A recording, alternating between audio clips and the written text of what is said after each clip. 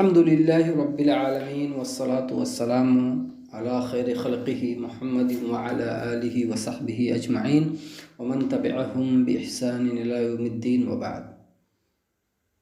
معزز سامعین کرام، حاضرین مجلس اور دینی ملی بھائیوں، آج کے اس مجلس میں طالب علم کے آداب، متعلم کے آداب کے سلسلے میں کچھ باتیں عرض کرنا چاہتا ہوں۔ امید ہے کہ ہم سب کو اس سے فائدہ ہوگا اور ہماری نئی جنریشن کو علم حاصل کرنے میں اور اس سے فائدہ حاصل کرنے میں نفع بخش ہوگا۔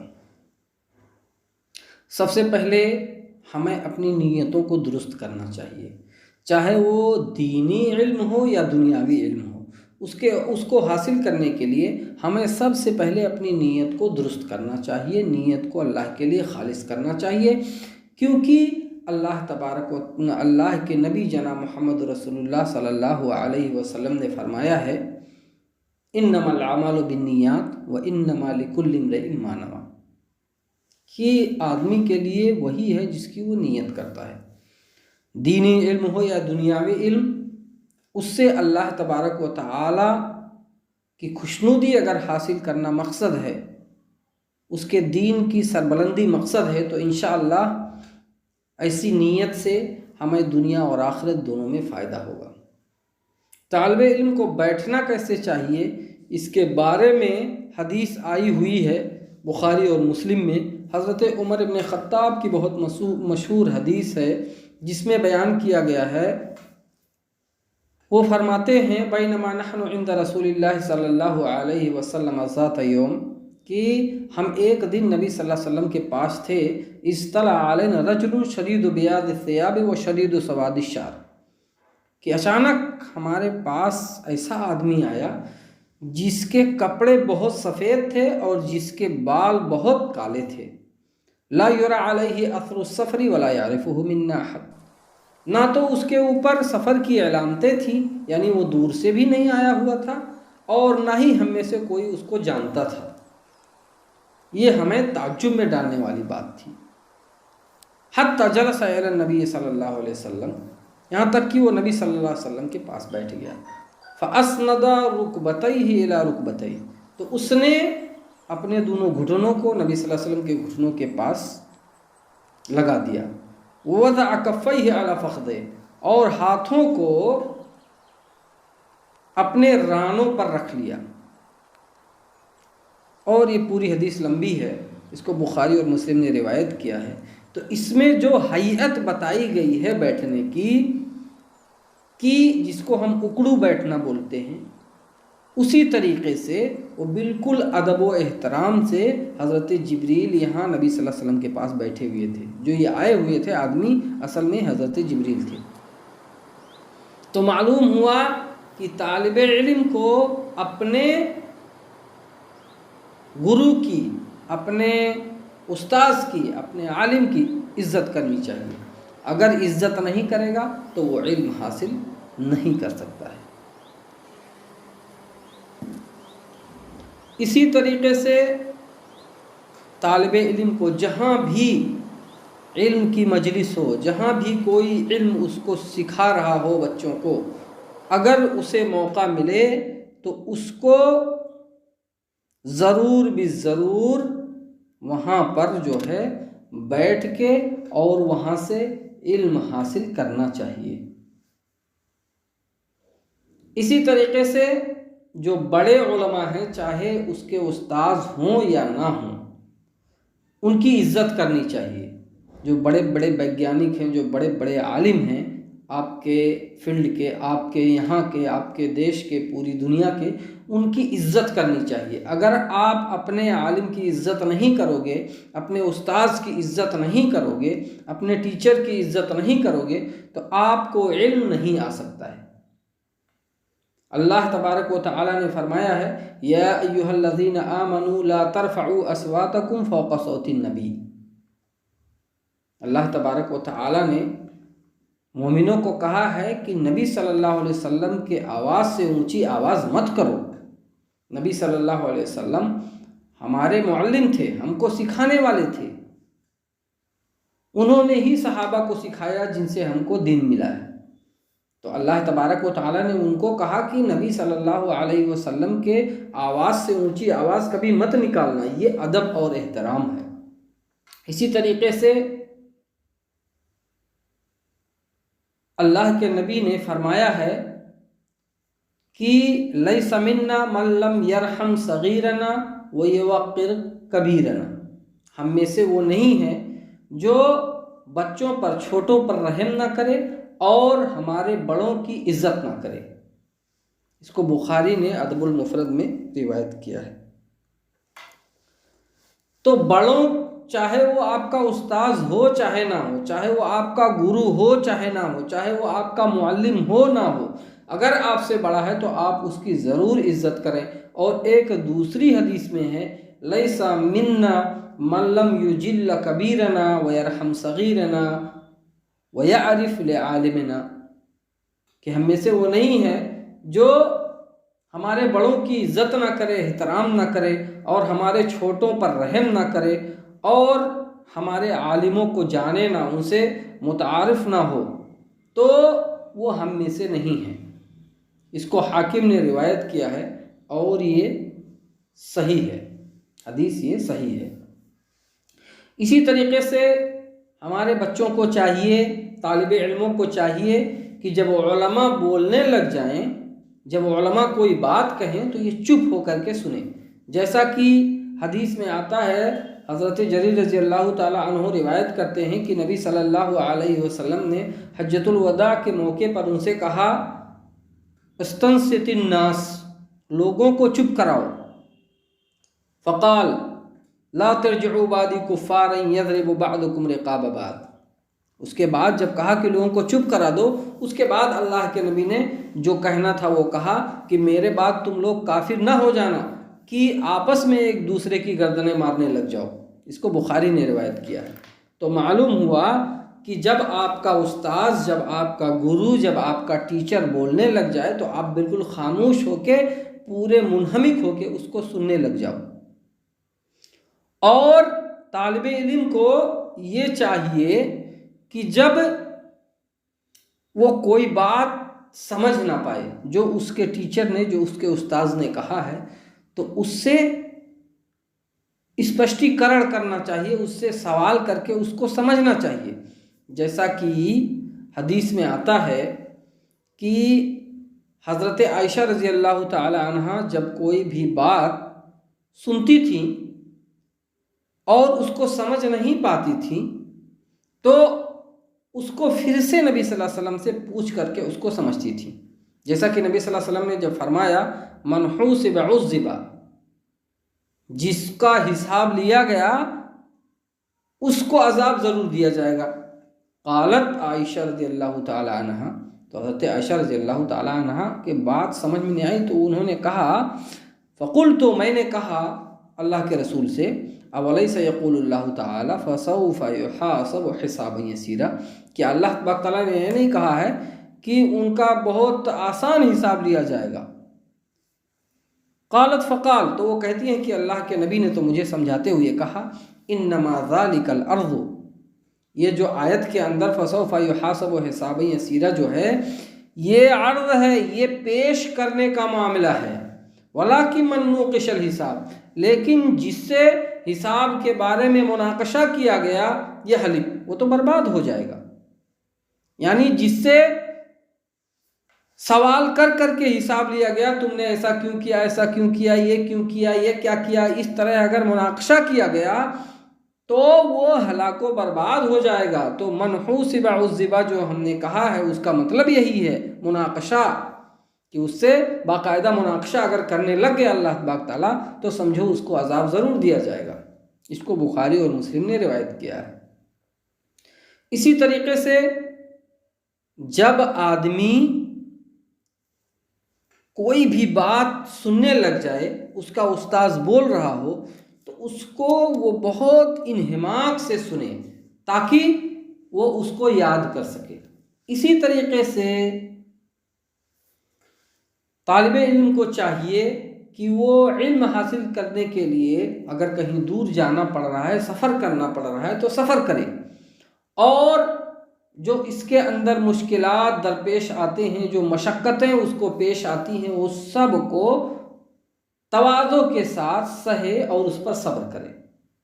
اس کے بارے میں حدیث میں آتا ہے، حضرت ابن عباس رضی اللہ عنہما کی روایت ہے، وہ کہتے ہیں سمعت رسول اللہ صلی اللہ علیہ وسلم یقول، کہ رسول صلی اللہ علیہ وسلم سے میں نے فرماتے ہوئے سنا، انہوں نے کہا بینما موسیٰ فی ملأ من بنی اسرائیل، کہ موسیٰ علیہ السلام بنی اسرائیل کے ایک جماعت میں تھے، ایک مجلس میں تھے، جاءہ رجل فقال، تو ایک آدمی ان کے پاس آیا اور اس نے کہا هل تعلم احدا اعلم منک، کیا آپ ایسے آدمی کو بھی جانتے ہیں جو آپ سے زیادہ جانتا ہو؟ قال موسیٰ، تو موسیٰ نے کہا لا، مجھے نہیں پتا کہ مجھ سے کوئی زیادہ جاننے والا ہے۔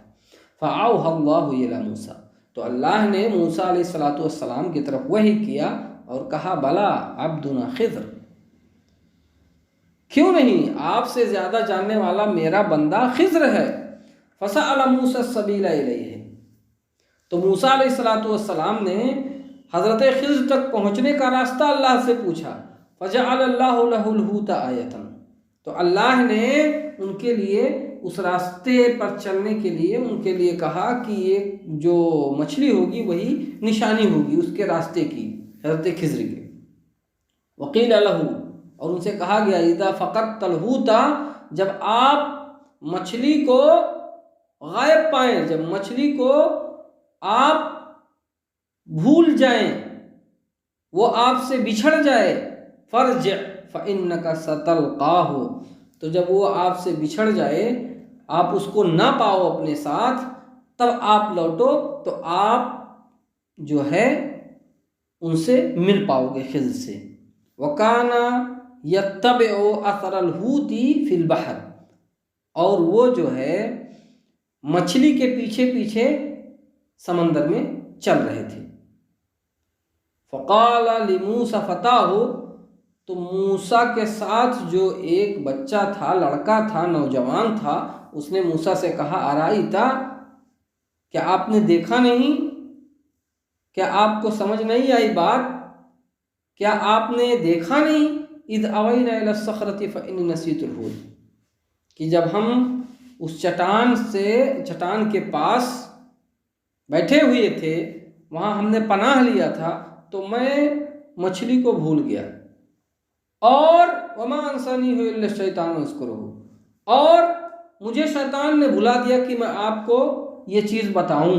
قال، کہتے ہیں ذالک ما کنا نبغی، تو حضرت موسیٰ کہتے ہیں کہ یہی تو ہم چاہ رہے تھے، یہی ہمارے لیے نشانی بنائی گئی ہے۔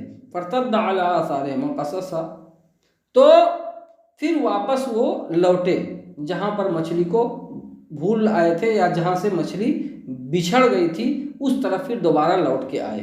فوجدا خضرا، تو دونوں نے حضرت خضر علیہ السلام کو پایا۔ فکان من شأنہما الذی قص اللہ عز وجل فی کتابہ، تو اس کے بعد کا جو قصہ ہے اس کو اللہ تبارک و تعالی نے سورۃ الکہف میں اپنی کتاب میں بیان کیا ہے۔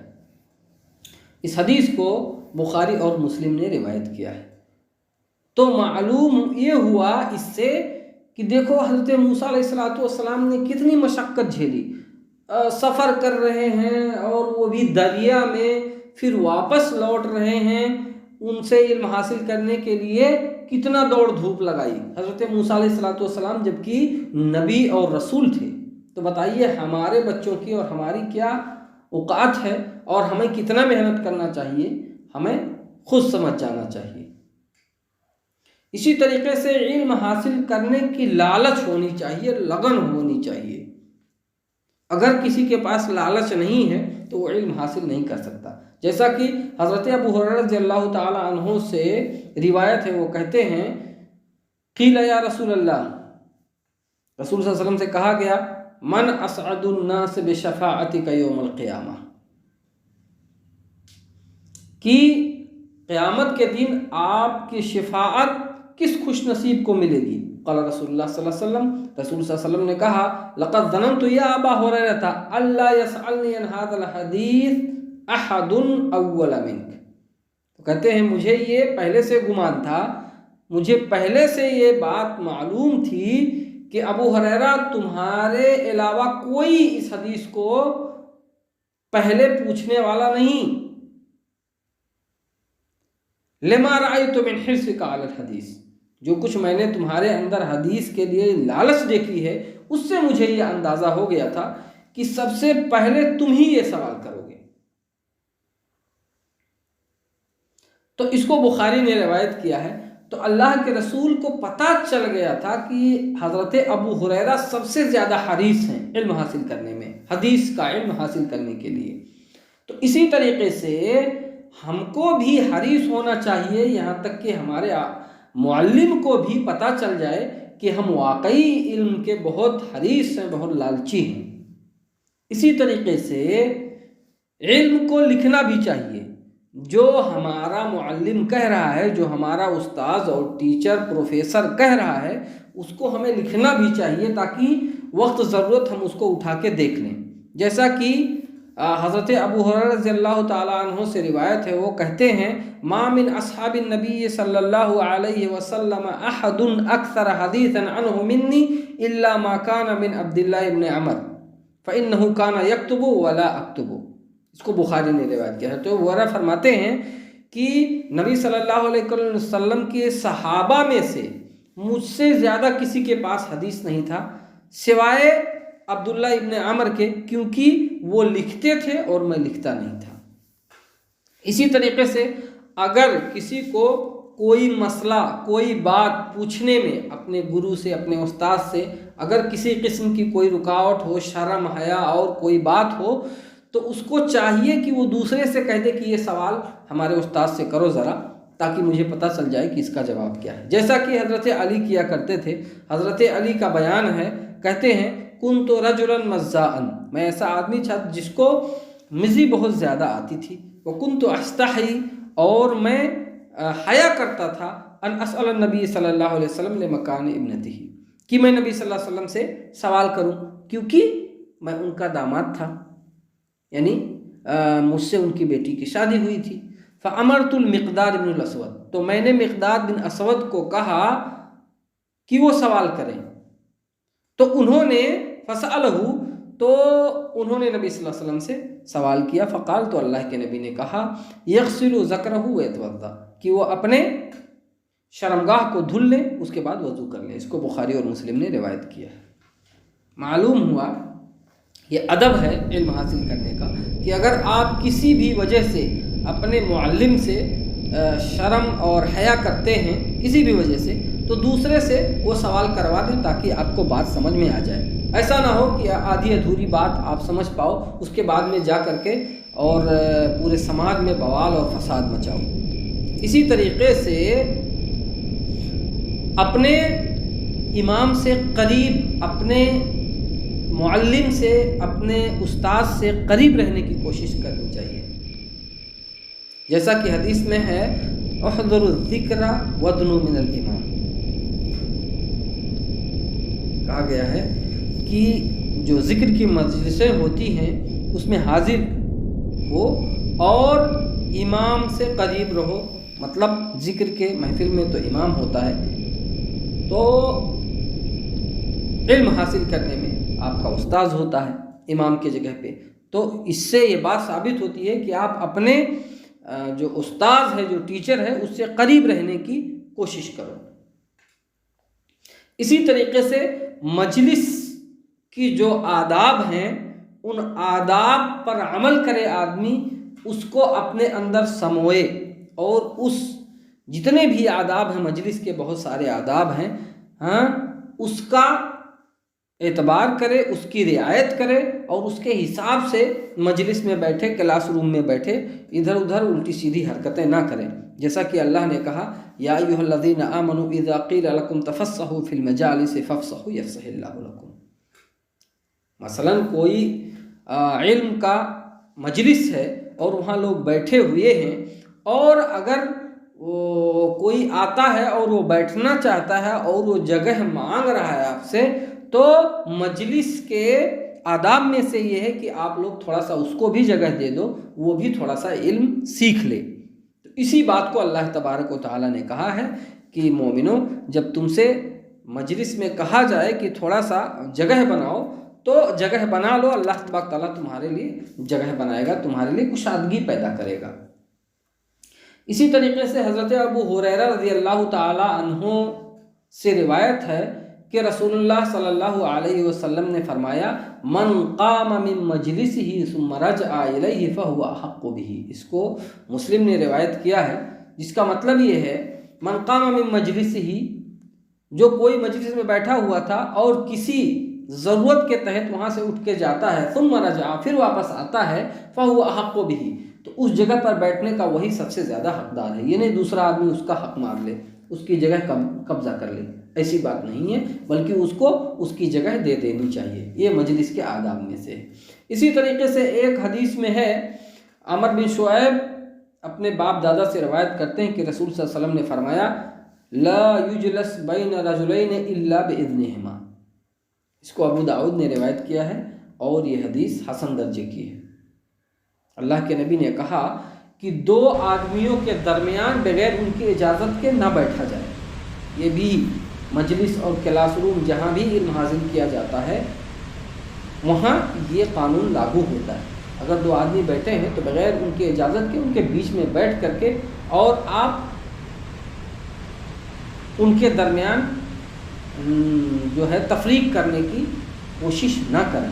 इसी तरीके से मजलिस में ऐसा भी नहीं होना चाहिए कि दो तीन आदमी बैठे हों और दो आदमी आपस में खुसुर फुसुर करके कोई बात करें धीरे धीरे। जैसा कि हदीस में है, इज़ा कुंतुम सलासा फला यतनाज इस्नान दून साहिबहिमा फ़इन्न ज़ालिका यहज़नुहु, कि जब मजलिस के अंदर कहीं तीन आदमी बैठे हों तो एक को छोड़ के दो आदमी आपस में धीरे धीरे गुफ्तगू ना करें, काना खूसी ना करें, क्योंकि ये तीसरा आदमी जो अकेला रह जाता है उसको बेचारे को ये गमज़दा कर देगा। इसको बुखारी ने रिवायत किया है। और इस जैसी बहुत सारे आदाब हैं जिसको अपने अंदर समोना और जिसके ज़रिए अपने आप को मुहल्ला करना ज़रूरी है, ताकि तालिब इल्म हकीकत में तालिब इल्म बन जाए और हकीकत में वो तालिब इल्म बन जाए जिसके बारे में हदीस में आया है कि उसके लिए समंदर में मछलियाँ दुआ करती हैं, उसके लिए चूंटियाँ दुआ करती हैं अपने घरों में बैठ के, अपने बिलों में, उसके लिए फरिश्ते अपने पर बिछाते हैं। तो जब आपके अंदर तालिब इल्म वाले औसाफ होंगे तभी ना आपको ये फजीलत मिलेगी। लेकिन अगर आपके अंदर तालिब इल्म के औसाफ ही नहीं हैं, आप उन अखलाक से मुहल्ला नहीं हैं, तो फिर आपके लिए ये फजीलतें नहीं होंगी। और आदाबुल मुतअल्लिम के ताल्लुक़ से बाकायदा किताबें लिखी गई हैं। अगर ज़्यादा जानने की ज़रूरत है जिसको, वो उन किताबों का मुताला करे, इंशाअल्लाह उनको और बहुत सारी चीज़ें जानने को मिल जाएंगी। मैंने बहुत मोटी मोटी चीज़ें इसमें से बयान की हैं, ताकि अगर बहुत सारी आप नहीं जानते हैं तो कुछ तो जानें जिसके ज़रिए आपका काम चल जाए। अल्लाह से दुआ है कि इलाहुल आलमीन हम तमाम मुसलमानों को नेक अमल करने की तौफीक दे और हमें और हमारे बच्चों को, हमारे तालिब इल्मों को, हमारे मुतअल्लिमों को इल्म के आदाब और इल्म हासिल करने के आदाब और मजलिसों के आदाब और जो कुछ इल्म हासिल करने के लिए ज़रूरी है वो सारी चीज़ें हासिल करने की और उस पर अमल करने की तौफीक दे। और इस इल्म के सिलसिले में, जैसा कि एक हदीस है, एक हदीस नहीं बल्कि एक शेर है अरबी का, बेक़द्रिल क़द्र तुक्तसबल मआली वमन तलबल उला सहरल लयाली वमन तलबल उला बगैर क़द्दिन अज़ाअल उम्र फ़ी तलबिल महाली। और इसी तरीके से इल्म के ताल्लुक़ से और बहुत सारी जो है शेर अरबी ज़बान में लिखी गई हैं, जिसको मैं ज़िक्र नहीं करना चाहता हूँ, बात बहुत लंबी हो जाएगी। कहने का मतलब ये है कि मेहनत करना पड़ेगा, محنت کر کے ہی کوئی چیز حاصل کی جا سکتی ہے۔ اگر آپ کو بلندی چاہیے تو علم کے آداب جو اس کو حاصل کرنے کے آداب ہیں وہ ساری چیزیں آپ جانیں اور اس کو اپنے زندگی میں عمل میں لائیں، تب جا کر کے آپ کو علم اس دنیا میں اور آخرت میں فائدہ دے گا۔ اس دنیا کے اندر آپ بڑے سے بڑے پوسٹ پر پہنچ سکیں گے، آپ کو اللہ تبارک و تعالی بلند کرے گا، آپ کے رتبے کو بلند کرے گا اور آخرت میں بھی آپ کے رتبے کو بلند کرے گا۔ اس وجہ سے آپ سارے لوگ اپنے بچوں کو علم حاصل کرنے کے آداب سکھائیں۔ اقول قولی ھذا واستغفر اللہ لی ولکم ولسائر المسلمین فاستغفروہ انہ هو الغفور الرحیم۔